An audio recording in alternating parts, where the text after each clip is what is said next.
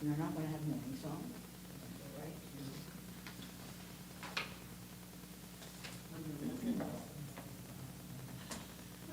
Do you want Randy to plunk out morning song? Or no? I don't know, see if she can. Randy, are you able to plunk out 392? It's very simple. 392. Him is 392. He named my code.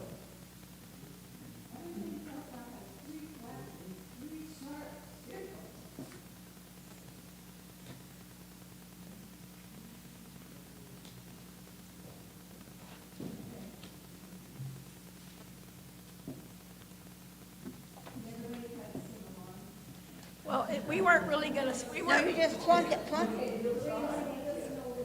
No, just plunk it out. We don't really need some.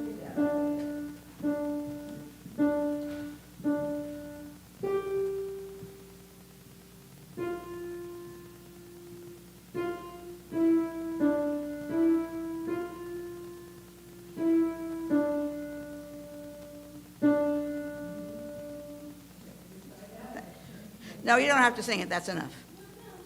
No, it's, if y'all wanna sing, go ahead. oh, all right, you want to sing? Great. Okay, sing, yes, okay.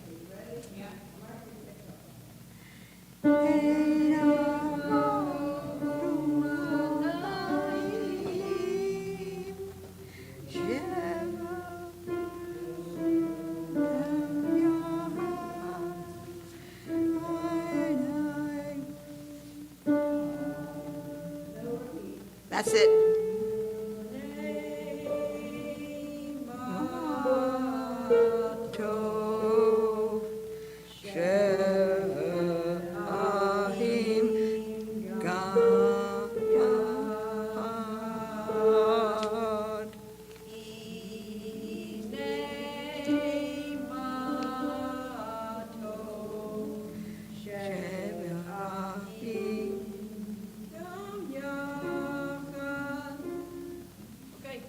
Okay, thank you. That's it, that was good. You're a real trooper. Thank you, Randy. Thank you, Randy. Okay. Okay, now I need this. Here you go.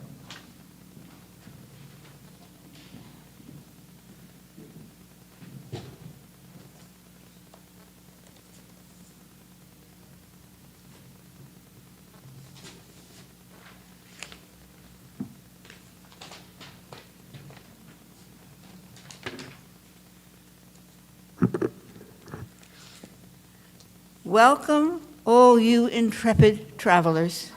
We are so grateful you joined us on this snowy day, and we will be very flexible and happy to be here together.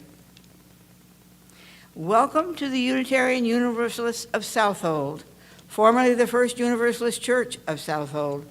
Whoever you are, wherever you come from, whomever you love, we welcome you. Today we are gathering on the traditional lands of the Ammonhansuk Nation, the original stewards of this land thousands of years ago. My name is Suzan Johnson. I'm a member of this congregation and also a force on the worship committee.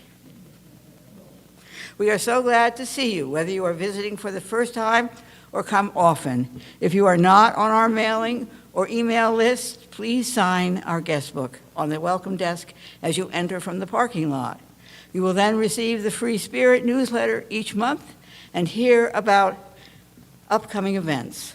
Copies of the newsletter are on the action table to the left as you enter behind me. Please like us on our YouTube page, but also on our face page, which we still have.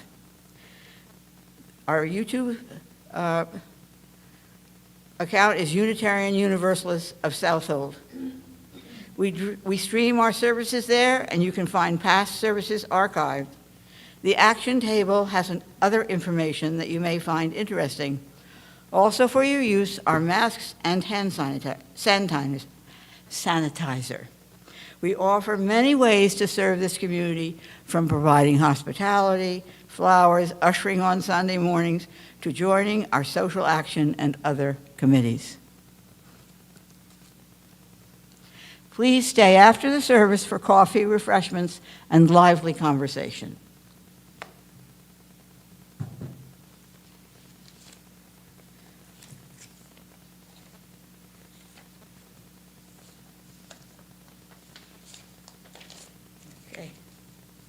I do not have the right one, I think. Do I? Ah, so, I beg your pardon, it's here. Two of the old ones and one of the new ones is here.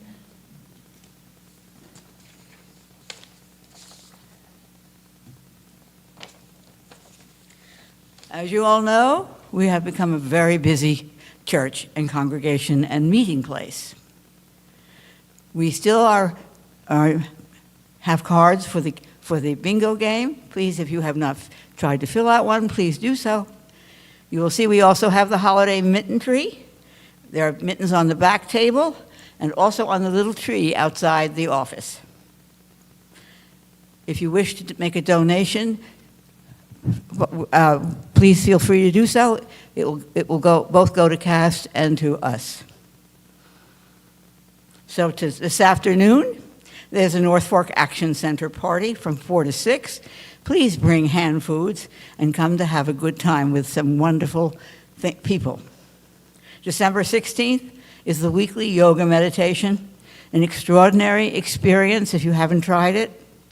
And everybody who goes sings Nancy Bales's praise. And Charlotte is continuing to try to have music lessons in the afternoon on Wednesdays for free.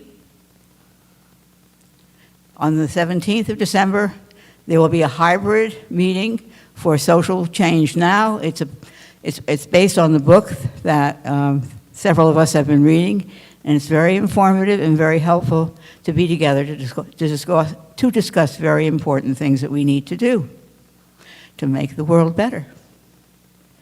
On the 20th, we have Winter Solstice. This is a service that Reverend Valerie will be running. It's going to be at 4 o'clock because it will be dark then. Those of you who plan to attend, if you could bring a little food for hospitality after the service, we would be very grateful. And Valerie also would like to do a canned food drive for that service. So bring canned foods, which we can deliver to CAST. Sunday service, the 21st, is our Christmas service. We will be doing the carols and lessons, and also having the cookie swap following that service.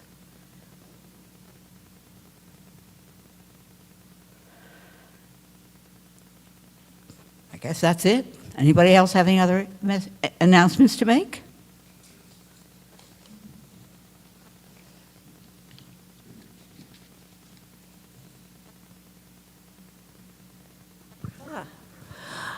The Social Change Now book discussion group went over so well that we would like to extend it and expand it out to the entire congregation. You might remember that the Social Action Committee had said that we would pay for half the cost of the book.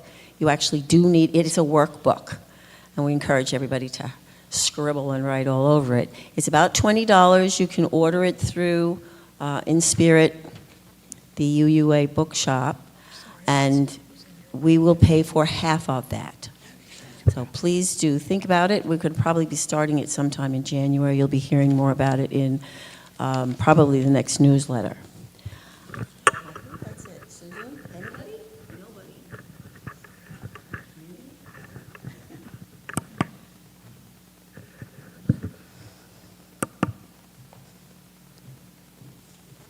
So I will read the English words to what we sang in the morning song. How good it is and how pleasant for people to dwell together, good and pleasant, people in peace together. Please greet your neighbors and wish them peace.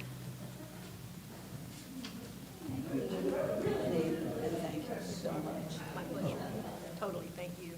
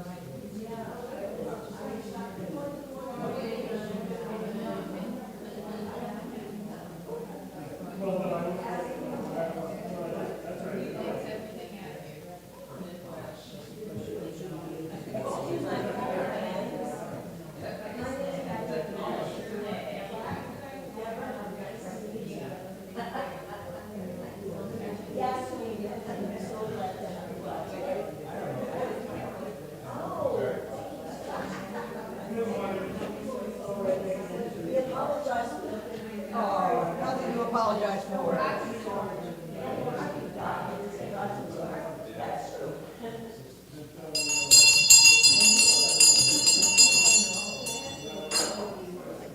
Have the prelude.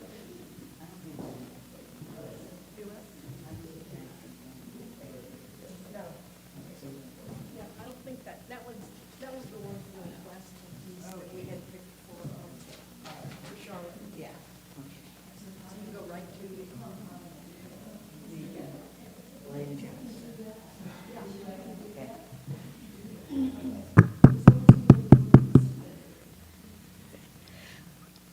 At times, our own line goes out. Each of us has a cause to think with deep gratitude of those who have lighted the flame within us. They have taken the matches away.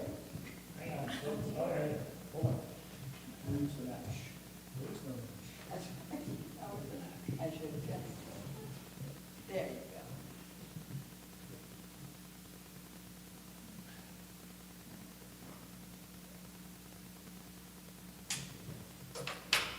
Thank you, Mark. You're welcome. Our opening hymn is, I'm sorry, excuse me, opening words.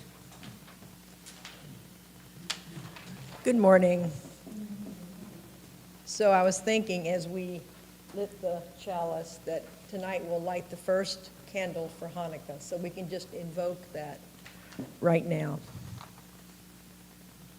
At times, our own light, the spirit of Hanukkah, the festival of lights, is shared by all people who love freedom.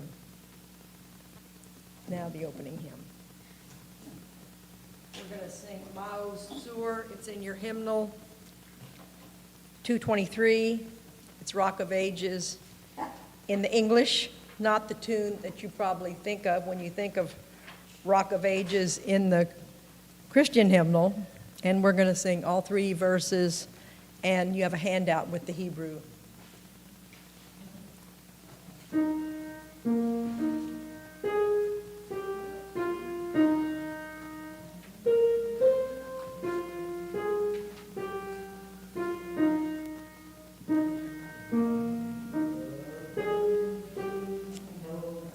Okay, now.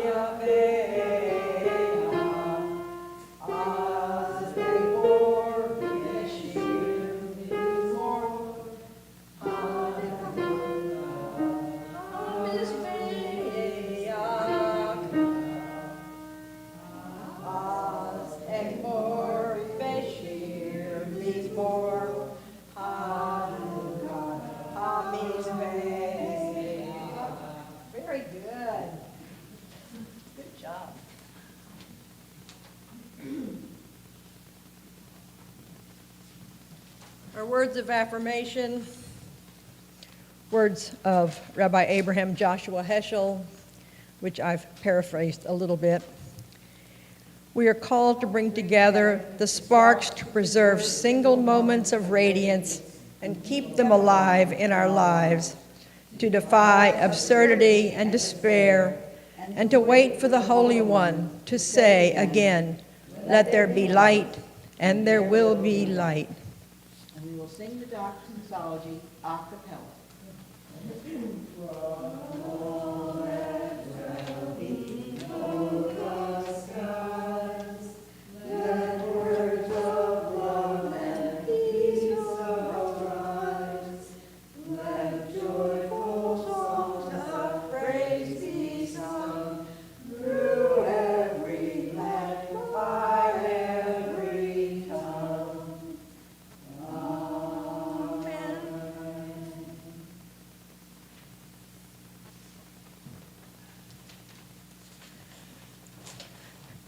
Now is the time in our service when we take up an offering for the wonderful work of this church, and we are very grateful for what you give.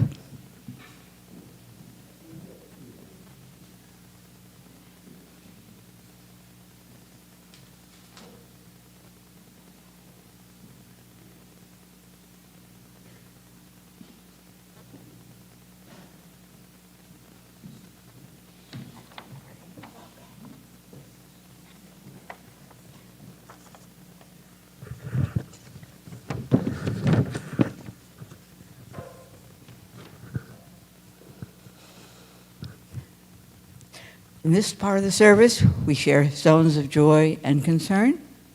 And I also want to express concern and gratitude for Charlotte endeavoring to be here today, but her driver got stuck in the snow. So my gratitude is to Randy. And also to our wonderful Rabbi, Suzan, and her partner. Yep. Anybody have a joy or concern? Go ahead.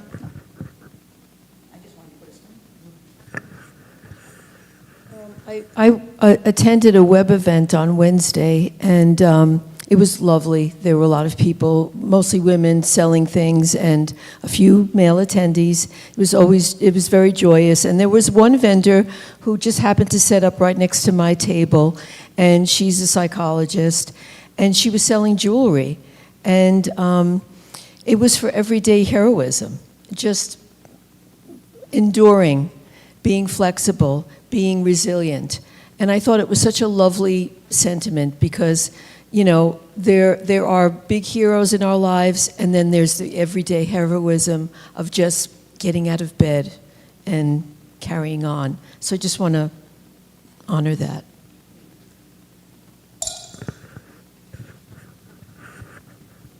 No more joys or concerns? I have, oh, may I? You may, of course. You know, we're all concerned about everything that's happening in the world and all around us, so we could put that on the side. This morning was that I woke up to this beautiful, beautiful day. And, you know, 3 days ago, the weather said 4 inches. 2 days ago, it said 2.9. Then last night, it said whatever it said. And, you know, but what a more beautiful day could we have to start this holiday season, especially, and with Hanukkah starting tonight. And my joy is just to be here with you because you're all here and you have the light. So, and this is all about light today, so thank you. Yep.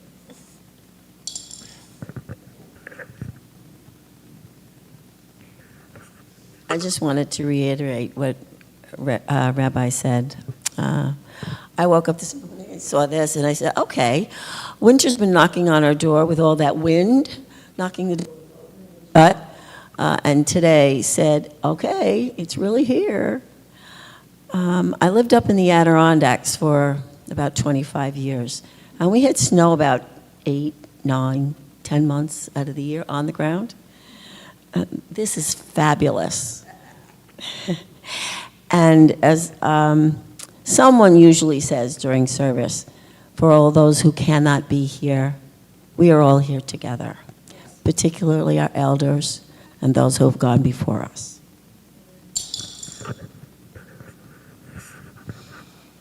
So, welcome Hanukkah, welcome snow, welcome all you intrepid travelers.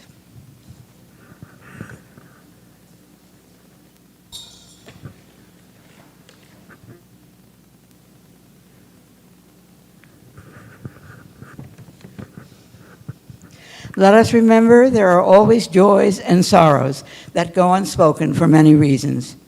But we are not alone as we hold one another in our hearts.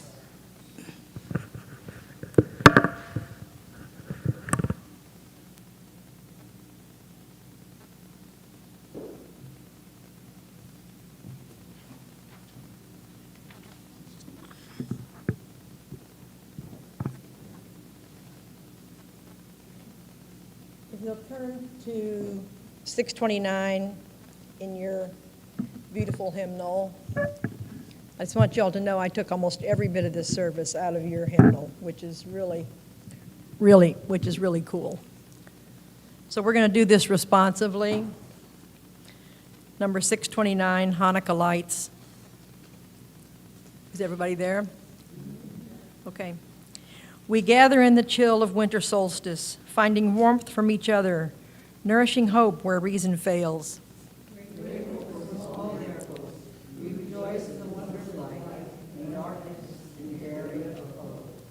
Holy One of blessing, your presence fills creation. You made us holy with your commandments and told us to keep them for the Hanukkah light. Holy One of blessing, your presence fills creation. You performed miracles for our ancestors in days of old at this season. Holy One of blessing, your presence fills creation. You have kept us alive. You have sustained us. You have brought us to this moment. So as you notice, this came from Congregation Bet El, Sudbury, Mass. So it should come as no surprise that this is actually a blessing. And so I'm going to do it for us in the Hebrew. It's the Shehekianu, and if anybody knows it, please join in. And it goes like this. It's basically what we just read. Baruch atah Adonai Eloheinu melech haolam shehekayanu v'kiyemanu v'higiyanu lazman hazeh. Blessed are you, Lord our God, Master of the universe, who has kept us alive and sustained us and has brought us to this special time.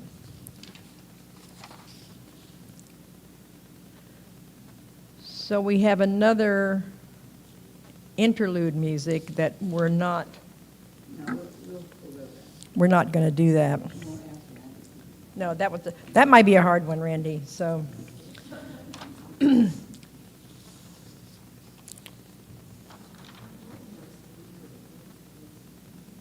want to read it? We can read it, sure. So it's number 222. That's a good idea.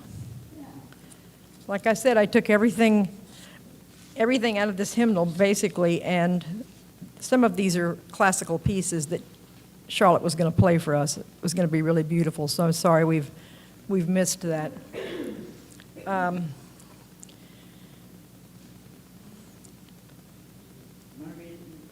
Yeah, let's read the English. Who can the things that befell us? Who can count them? In every age, a hero or sage came to our aid. Ah, at this time of year, in days of yore, Maccabees the temple did restore. And today our people, as we dreamed, will arise, unite, and be redeemed. So, good morning. On this beautiful snowy Sunday, and happy Hanukkah almost. You know, it would be great if we had more people here, obviously, but I had a Christian Scientist minister one time that said, everything is perfect just the way it is and just the way it is not. So here we are. We're in the perfect place at the perfect time, and we're the perfect group. And whoever those people are that are out there, is that the camera? Yes. Okay. They're there. So here's a very shortened version of the Hanukkah story, as told by Abigail Pogreben in her book, My Jewish Year. The cruel Greek king Antiochus decreed that all Jews must stop practicing Judaism. He set up idols for the Jews to worship instead of their God, and led his army to seize the Jews' holy temple. But the Maccabee brothers fought back valiantly and reclaimed the temple. When they reclaimed the temple, they tried to rekindle the menorah, which had not been lit during several years of war. So when they looked for oil to reignite it, they found only one jar, enough for a single day. They burned the one cruse of oil optimistically, defiantly, and lo and behold, it lasted 8 days. And she says, Amen, at the end of that in her book. This is a really, really shortened version of this story, if any of you know this story. So what is this story of Hanukkah really about? What does it mean for us today? Is it particular, only for the Jewish people, or universal, with meaning and importance for all of us? Well, I would say it is particular in that it is part of Jewish history and recorded in several books in the Apocrypha, Maccabees 1 and 2. It is also mentioned in the Talmud and other Jewish writings, but even though these events are well documented, the history of the festival we celebrate today is a bit more sketchy. There are lots of stories and speculation about how our current practice of lighting candles for 8 nights, invoking a miracle with the cruse of oil that burned 8 nights instead of 1, came about. But I suspect in the end, like many of our Jewish and Christian religious observances and holidays, it harkens back to an earlier pagan earth festival, this one, of course, having to do with the winter solstice. If that is the case, then we are also exploring themes of universality.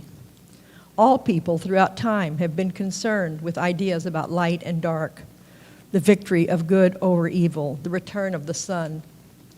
As we do on Hanukkah, starting with the first night, tonight, we increase the light night by night, candle by candle, until on the last night all are ablaze.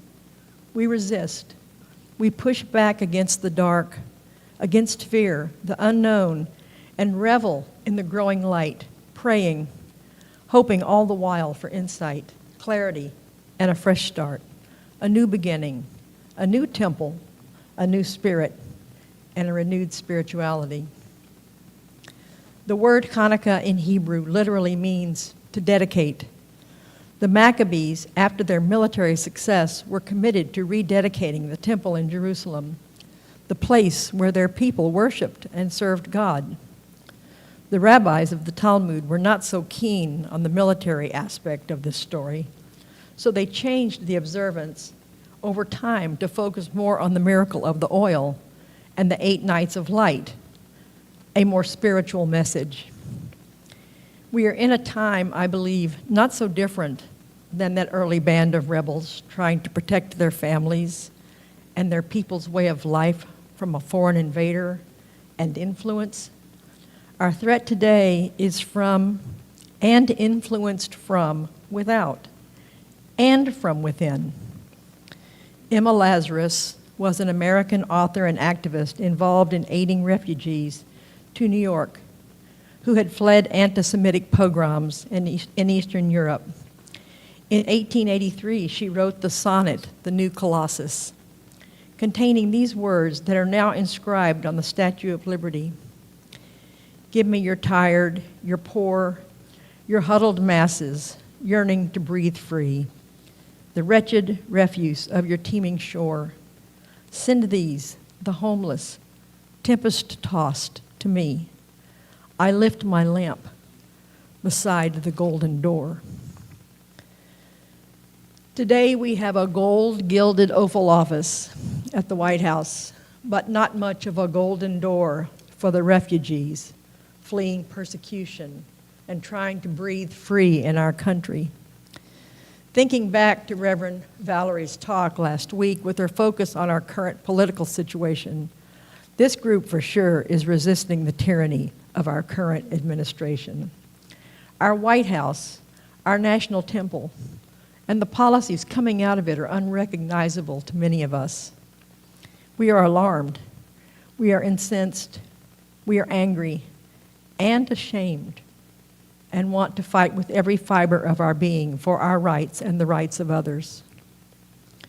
Emma Lazarus wrote another poem the year before the New Colossus, and the first stanza is included in your UU hymnal. She writes in The Feast of Lights, "Kindle the taper like the steadfast star ablaze on evening's forehead over the earth, and add each night a luster till afar an eightfold splendor shine above thy hearth. Clash, Israel, the cymbals, touch the lyre, blow the brass trumpet and the harsh-tongued horn.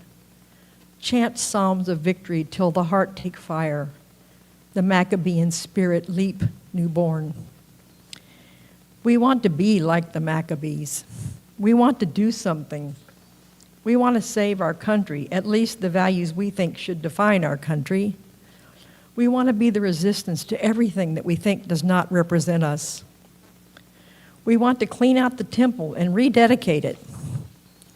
But Carl Jung, the Swiss psychiatrist, said something very interesting about resistance.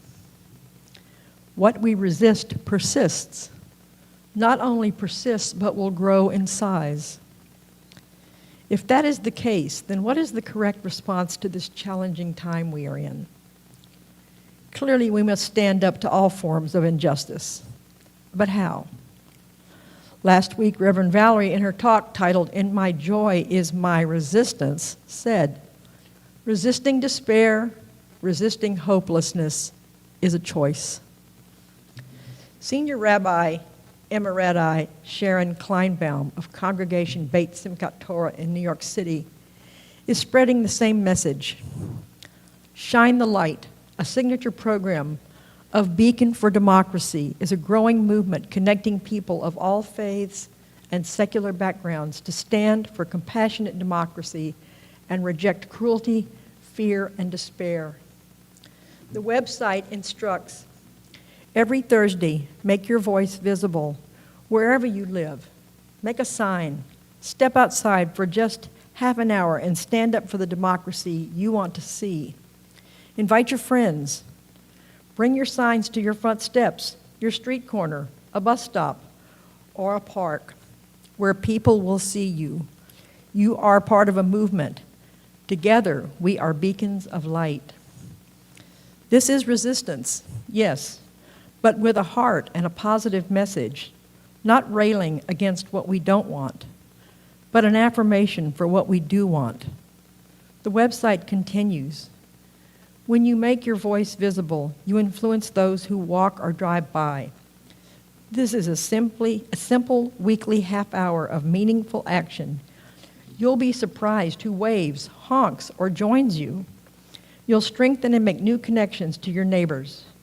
Many groups share music and poetry when they gather to remind us that joy is a form of resistance.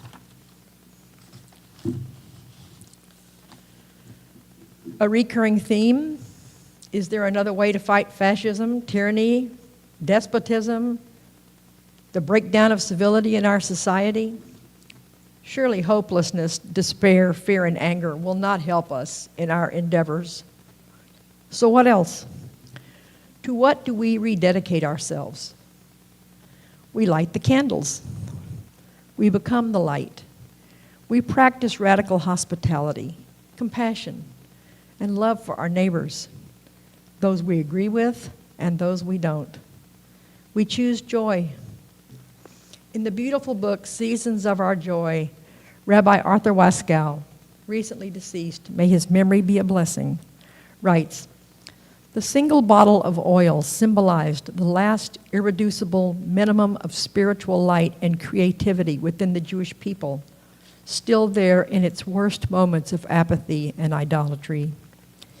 The ability of that single jar of oil to stay lit for 8 days symbolized how, with God's help, that tiny amount could unfold into an infinite supply of spiritual riches.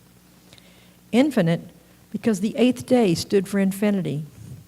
Since the whole universe was created in 7 days, 8 is the symbol of eternity and infinity. I don't read this as particular to the Jewish people, but universal.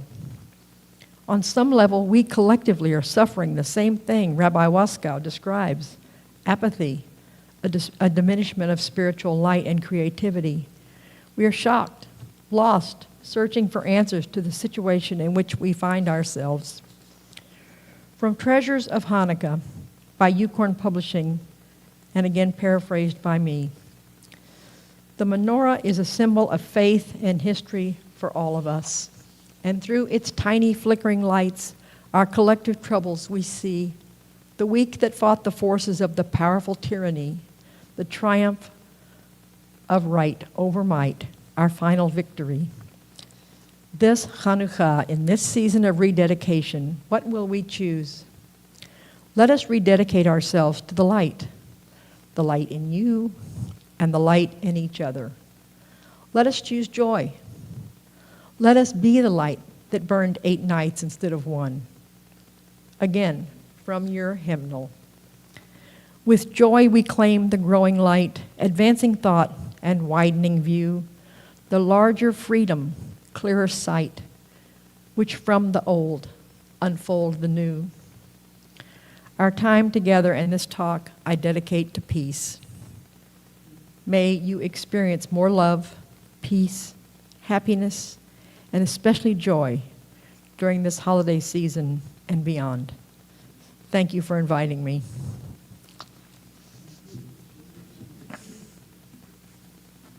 We won't have our music.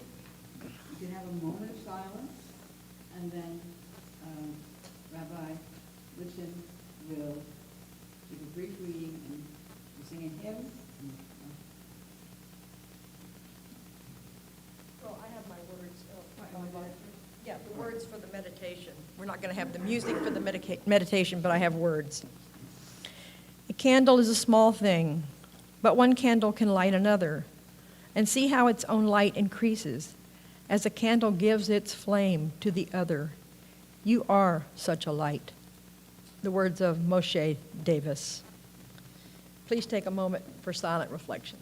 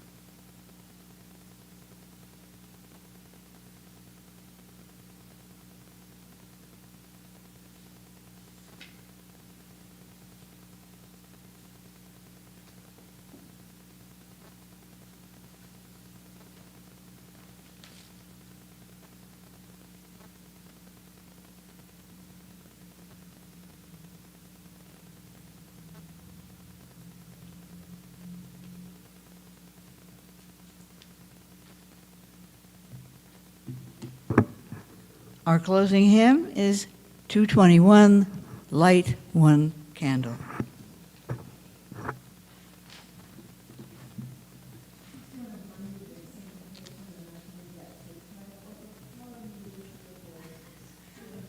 You want us to overpower you? Is that what you're saying? Yeah.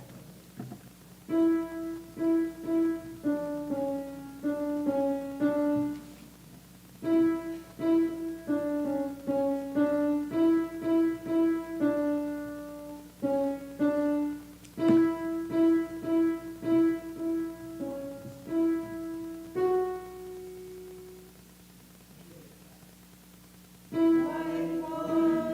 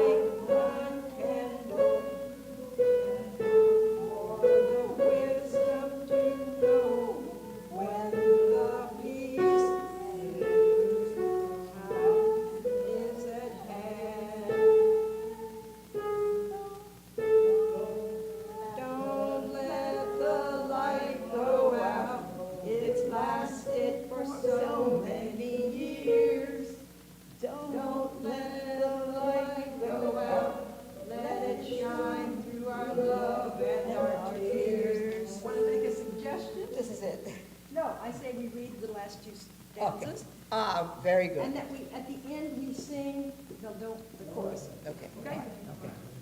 Light one candle for the strength that we need to never become our own foe. Light one candle for those who are suffering the pain we learned so long ago. Light one candle for the terror in that anger would tear us apart. And light one candle to bring us together with peace as the song in our heart. What is, it's lasted for so many years. Don't let the light go out. Let it shine through our love and our tears. What is the memory that's valued so highly?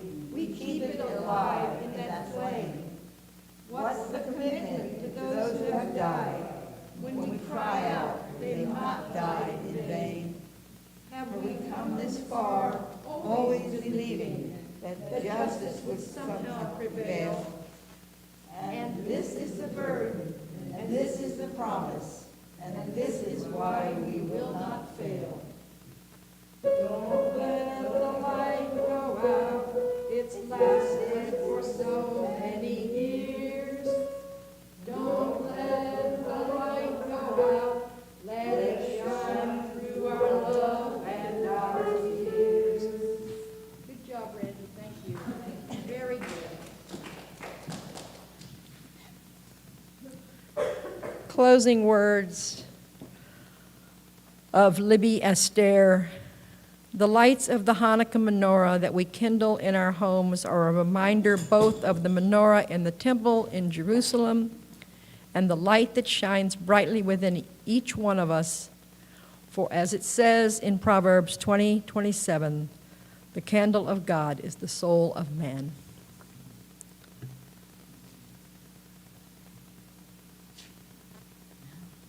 We're going to have a lovely Hanukkah hospitality. Pardon me? I'm in another world?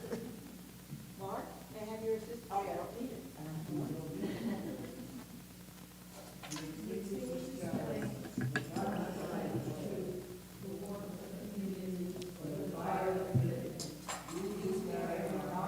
Who we are together. Thank you all. I will bring out the hospitality, which Rabbi Lipson has helped us put together.